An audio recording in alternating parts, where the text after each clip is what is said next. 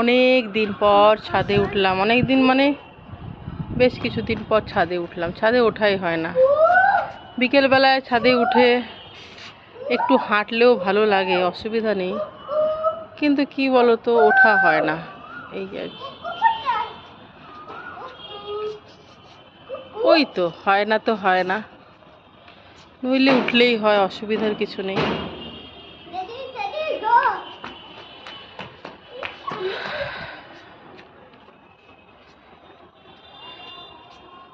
সূর্য অস্ত গেছে এখন। এই যে এইদিকে গাছটা দেখো, এই যে গাছটা, এই দিক থেকেই পাখি বসে, আওয়াজ হয়, ভালো লাগে।